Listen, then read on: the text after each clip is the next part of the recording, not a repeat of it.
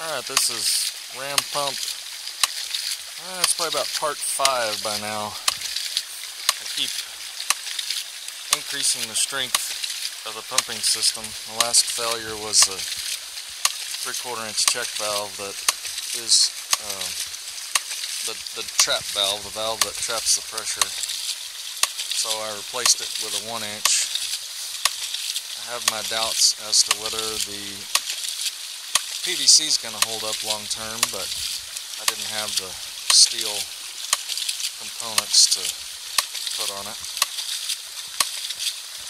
But it's running really good. It actually seems to be running better than it did before. I'm kind of anxious to go see what kind of discharge we've got.